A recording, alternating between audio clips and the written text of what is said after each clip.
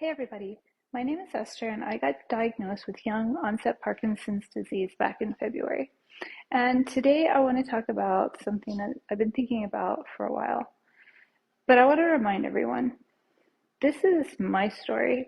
This is my experience as someone with Parkinson's disease. And I'm not here to be controversial. I'm just here to share information and awareness. But I feel like this is a topic that hasn't really been addressed. And so, since I've been thinking about it, I want to share it.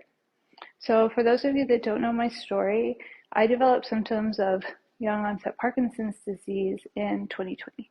And at that time, I was working in a hospital, obviously during the COVID pandemic. I am not a nurse or a doctor or anything that deals with patients, and we weren't even that type of hospital, but it was a very stressful time to work in healthcare in general.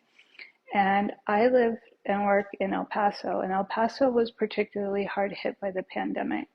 I know a lot of people did not experience the pandemic in the same way that those of us did that A, worked in healthcare, and B, worked in communities that were particularly hard hit. There were days and weeks where I literally felt like it was the end of the world, that the level of sickness and death in this beautiful community was traumatic. We all knew somebody who lost a family member.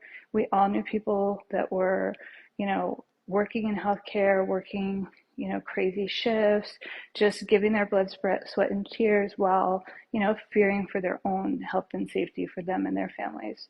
So that's my personal experience. It's not debatable. You can take your political theories and your conspiracy theories someplace else because this is not what my page is for.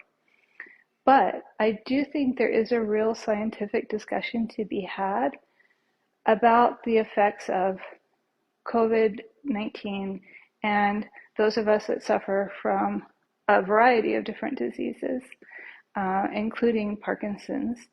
I also know that correlation is not causation. So just because I developed my symptoms in Parkinson's doesn't even scientifically make it have to do with COVID, based on the fact that the research shows that we don't even become symptomatic until we've lost something like already 80% of our dopamine producing neurons. And that certainly didn't happen during the course of, the 6 to 8 months before I became symptomatic during COVID.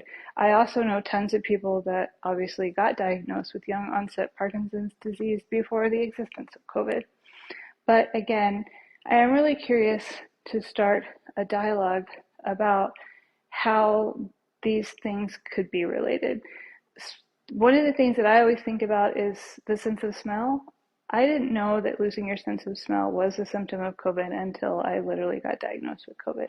And I do find it interesting that so many people I knew that had COVID lost their sense of smell. I also think that there is really good research going on having to do with long haul COVID and the different neurological issues, including brain fog.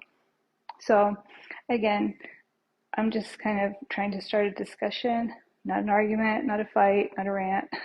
If you leave a bunch of crazy comments, I will delete them. But I just wanted to put this out there because it's something that I think about. And one thing I know is I'm not that special. If I'm thinking about it, other people are thinking about it too. So if you have any insight or information on the research on this topic, I'd be really interested to see it. So anyway, I hope this helps.